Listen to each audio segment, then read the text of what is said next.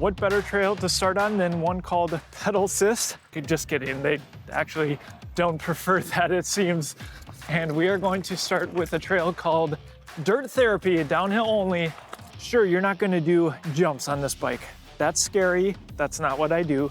So by now you've seen the title and thumbnail. This is Walmart's Ozark Trail M.2 Ridge Plus electric mountain bike. And I'm still a little shocked that this exists. I just went for a ride and I still can't believe this is a real thing. And that's not because Walmart hasn't already proven that they can make legit entry-level mountain bikes or that they can build cheaper electric bikes. This is different. This is a mid-drive motor. This bike is aimed squarely at real trail riding, but yet it wears the Ozark Trail badge. And it comes in at a price that honestly doesn't feel real. And I'll say this right up front, if you're a big name brand selling entry-level electric mountain bikes, you should be paying very close attention to this bike. In this review, I'll walk you through every detail, components, build choices, and where Walmart decided to spend money. Then we're taking it out on some trails in Bentonville, Walmart's own backyard.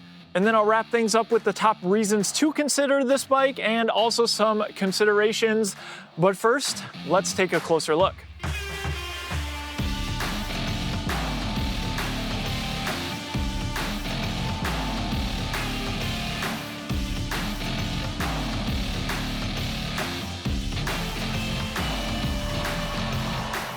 High level, this is an online only bike, meaning you're not going to see it hanging in Walmart stores. If you want to check current availability and current pricing, we've got a link down in the description. And if you decide to buy something from Walmart, it supports the channel for free and it helps make deep dive reviews like this one possible. And if you've been following along, this review is part of my ongoing mission to review every Walmart electric bike that's worth talking about. So liking this video and subscribing to the channel really helps keep this series alive. Before you assume that this is just a trail-looking electric bike that Walmart can call a mountain bike, that's not the case here. This thing has a mid-drive motor with a torque sensor, a dropper seat post, name brand Maxxis tires, boost through axles front and rear, and a name brand front suspension fork, and the bike is almost tubeless ready. I'll get into that. The bike has a tapered head tube for any upgrades down the road.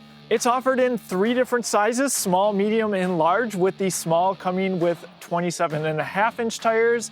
This is the size medium, which is admittedly a little too small for me at 6 feet tall, though fits my wife pretty good. Stated weight is 56 pounds. Let's see how close it is. Looks like our size medium weighs in at just under 56 pounds, which actually isn't too bad. Up front is the SR Suntour XCM 34 fork with 120 millimeters of travel, preload adjustment on the left, lockout on the right. SR Suntour offers 3 different spring options for this fork, and they opted for the middle one, the standard, but if you're a lighter rider, you can go with the soft, or if you're a heavier rider, you can go with the firm spring. Tires are Maxxis Recon 29 by 2.4 inches wide, and the rims are welded, so they're set up to be tubeless ready, though the tires are technically not tubeless ready tires. The hydraulic disc brakes come from Tektro, paired with 180 millimeter rotors. Let's talk about the biggest story here, and that's the Ananda mid-drive motor. It's a 36 volt system, 350 watt mid-drive motor that peaks at 520 watts. It's engaged with a torque sensor, and that's paired with the battery located beneath the down tube here. Keyhole on the left, turn to the right will unlock it. There's a lever to fully release the battery. It's a 36 volt, 13 amp hour battery. It's a little dirty. The battery itself is certified to UL 2271. The entire bike's electronics are certified to UL 2849. And if you're traveling with your battery, might I recommend our battery bag, available at shop.ebikeescape.com. It's a roll top bag, and when you clip it, you get a nice grab handle. This and other high-quality e-bike accessories available at shop.ebikeescape.com. You get a 2 amp charger, so about 7 hours to charge the battery up from empty. You can charge it right here or on the other side by removing this rubber cover. To put the battery back in, terminals first. and simply snap into place. We've got some Ozark Trail branding, pretty minimalistic, nice cable management through the frame, wide mountain bike handlebars that differ depending on the size you get, locking grips, Tektro levers, of course the dropper seat post lever, paired with a slightly wider saddle than you typically see on a mountain bike. On the right, you have the Shimano CUES 9-speed shifter. That's paired with a CUES derailleur, 11 to 46 teeth in the rear, 38 teeth up front. Nice chainstay protector. The display is on the top tube with the power button. So you have battery capacity, current speed, trip, and pedal assist level. That's controlled with the plus and minus button on the left-hand mounted controls. So you have pedal assist level 0, 1, 2, 3, 4, and 5. Holding pedal assist down does give you the walk mode, and hitting this I button gives you additional information over to odometer and power, max speed, average speed, and back to current speed and trip. You get basic metal pedals. There's 2 sets of bottle cage mounts, perhaps for the best water bottle cage on the market, available at shop.ebikeescape.com. It's fully adjustable and fits a wide variety of water bottles. Speed sensor here, it reads this magnet. With the specs out of the way, let's get into some first-person riding footage, and don't forget to stick around for my concluding thoughts.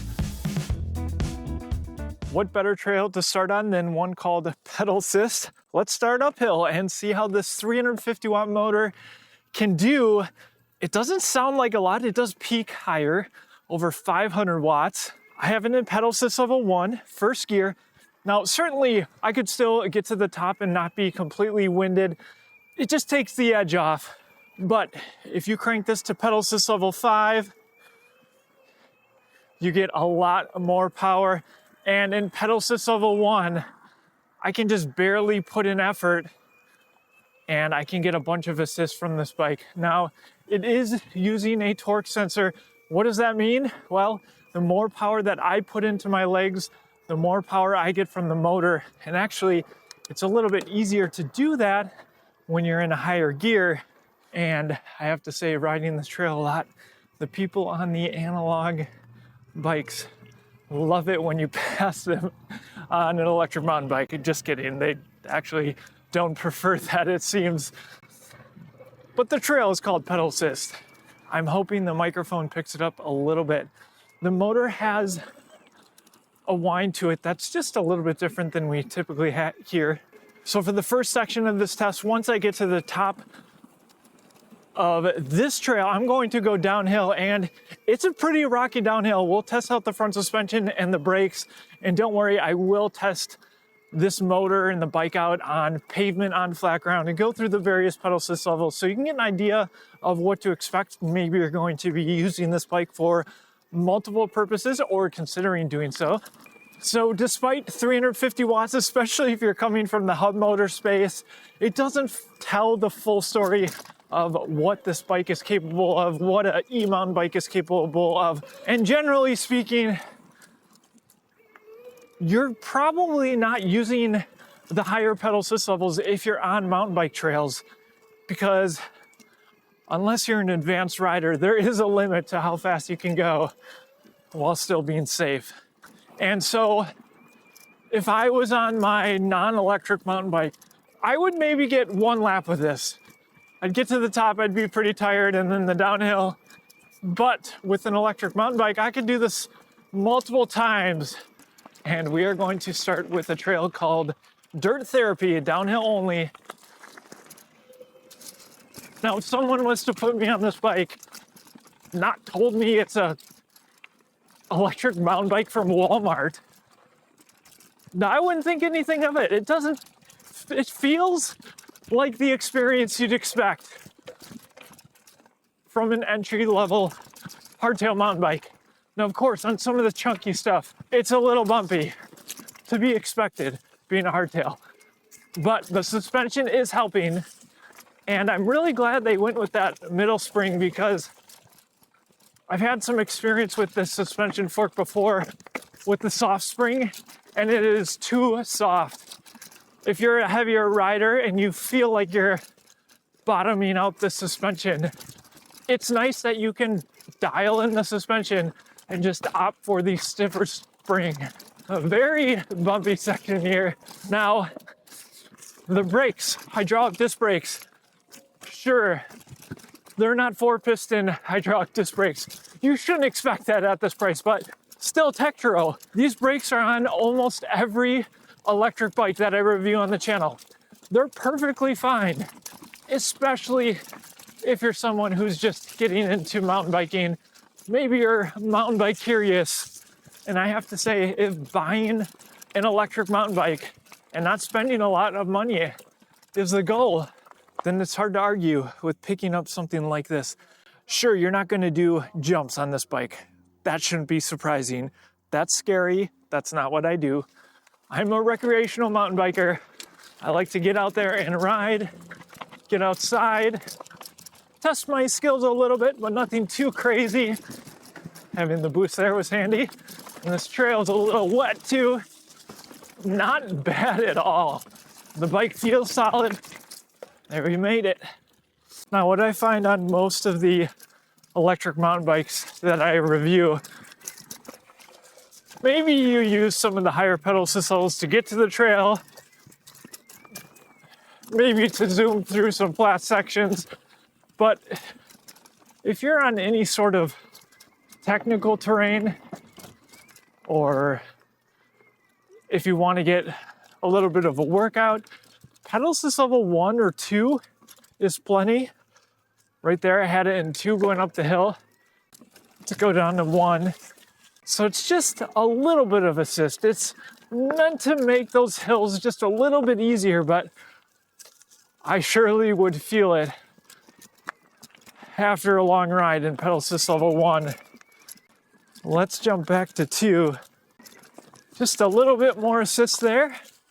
All right, let's go into 5 and see if it feels like it's too much.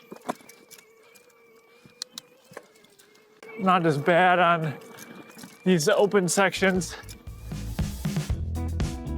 Here we go on flat ground, pedal assist level 1, first gear. The motor is instantly responsive. As soon as I move my pedal just a little bit, even in first gear, the motor engages. I do need to shift up here. Third gear here. All right, very easy to cruise at 9 miles an hour. Let's go into fourth gear. A little bit more pedal pressure, 13 miles an hour. Remember, class 1 top speed is 20 miles an hour. All right, pedal assist level 2, fourth gear. Nice and gentle cadence, 11 miles an hour. A little bit more leg power, 13, 14. Let's shift up to fifth gear. A little bit more leg power. There's 15, 16. Remember, class 1 e-bike top speed will be 20 miles an hour. Pedal assist level 3 now. Now easier to cruise at 13 or 14 miles an hour. A little bit more leg power, 15. Shift up to 6th gear, that's of 9. And we are getting closer to 20. All right, pedal assist level 4. Cruising at 15, 16 miles an hour. A little bit more leg power, 17. So I think they did a good job of kind of splitting these pedal assist levels up. They're nice and evenly spaced apart. Pedal assist level 5, 6th gear. Let's see how close we get to 20 with a nice and easy cadence. 17. All right, and a little bit more leg power there. There's 18, 19 according to the Ozark display. There's the GPS. Still getting motor support, but just shy of the 20 mile per hour mark. I have so many thoughts. Sure, Walmart has made impressive entry-level mountain bikes before, but a true electric mountain bike that is actually trail-worthy, that is a level of commitment I never expected. It really leaves me wondering, what won't Walmart do? And the price is unbelievable. The next cheapest mid-drive e-mountain bike is hundreds and hundreds of dollars more. By the way, if you want to see a head-to-head comparison of all of the entry-level electric mountain bikes, definitely let me know in the comment section. First, the good. Before we get into the trade-offs, because let's be real, there are always trade-offs. Electronics-wise, mid-drive motors are rare, maybe even non-existent at this price point. The Ananda motor comes from a well-known brand, though this is the first time I've seen it on a mountain bike. It's a 350 watt motor peaking over 500, which is plenty in my book for an electric mountain bike. Crank it to level 5 for effortless climbing or high-speed commuting. The engagement was instant thanks to the torque sensor, so Walmart got the most important thing right on an electric mountain bike. The battery is 36 volt 13 amp hours or 468 watt hours. That's just shy of the 500 watt hour standard, but in my experience, it's still plenty of range for the solid few hour ride that most people do. Just expect a little less boost as the voltage drops. We also need to talk about frame sizes on the Ozark Trail M.2 Ridge Plus. 3 sizes on a budget e-bike is rare, and they didn't just scale the frame, they actually spec'd specific handlebar widths for each of the 3 sizes. That attention to detail helps the fit feel right out of the box. I was also surprised to see boost through axles on the front and rear. That makes the bike stiffer and safer, plus it means you can actually upgrade the wheel set down the road, something that you might not otherwise expect on such a cheap bike. And for stopping power, you get Tektro hydraulic disc brakes with 180mm rotors. Reliable stopping power is non-negotiable on the trails, and these certainly get the job done. The SR Suntour XCM34 front fork provides entry-level suspension. If you get into gnarly trails, you might long for more, but hey, you can easily upgrade it later thanks to the tapered head tube. For beginners though, honestly, you shouldn't have many complaints.